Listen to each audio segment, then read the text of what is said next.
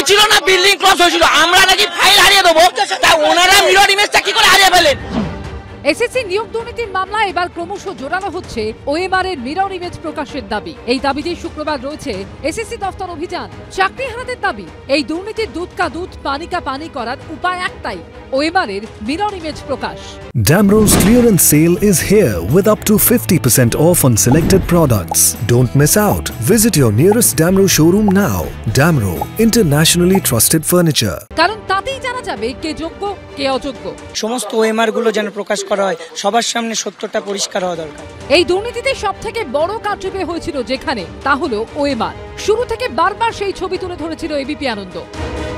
সেই সাদা খাতা অর্থাৎ ফাঁকা ওএমআর এসেছিল এবিপি আনন্দর হাতেও, যেখানে একটিও প্রশ্নের উত্তর দেওয়া হয়নি। একটিও প্রশ্নের উত্তরে কোনো কালির দাগ নেই, অথচ এই প্রার্থীরা স্কুলে চাকরি পেয়েছেন বলে সিবিআই সূত্রে দাবি।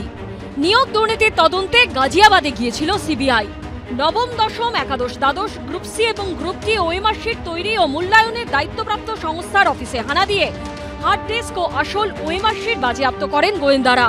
অন্যান্য নথির সঙ্গে সেই ওএমআর শিট হাইকোর্টে জমা দেওয়া হয়, আর তাতেই উঠে আসে চোখ কপালে তোলার মতো তথ্য। এবিপি আনন্দর হাতে আসা এরকম একাধিক ওএমআর শিটে দেখা যায় একের পর এক প্রশ্নের উত্তরের জায়গা ফাঁকা। উত্তর দেওয়া তো দূরের কথা, কোথাও কোনো দাগও নেই।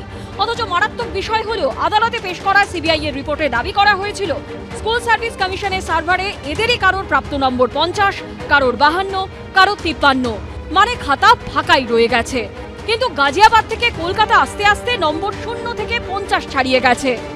কিন্তু চাকরি প্রার্থীদের দাবি মতো ওএমআর এর মিরর ইমেজ কি প্রকাশ করতে পারবে এসএসসি? মুখ্যমন্ত্রী যা বলেছেন সেই অনুযায়ী সর্বতোভাবে আমরা বঞ্চিত এবং যোগ্য যারা আছেন তাদের পাশে আমরা সর্বতোভাবে থাকবো। কালকে তো মুখ্যমন্ত্রী বলেছে অটোনমাস বডি, তাই এসএসসি কে যা ডাইরেকশন হয়েছে সুপ্রিম কোর্টের, এসএসসির চেয়ারম্যান এবং সচিব দে আর লায়েবল, তারা কথা বলুক, মমতা ব্যানার্জি মুখটা সেলাই করে রাখুন। সুপ্রিম কোর্টের বৃহস্পতিবারের রায়েও ওএমআর এর প্রসঙ্গ রয়েছে।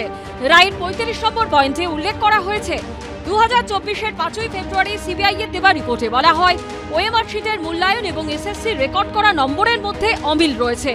এই অমিল, এই কারচুপির খেসারতি অযোগ্যদের সঙ্গে দিতে হলো হাজার হাজার যোগ্য প্রার্থীকেও। এবিপি আনন্দ।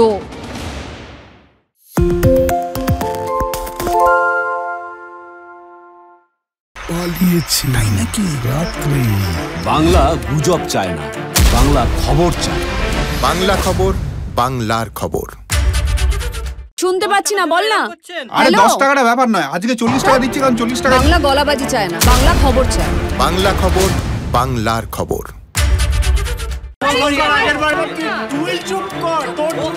বাংলা ঝামেলা চায় না, বাংলা খবর চায়।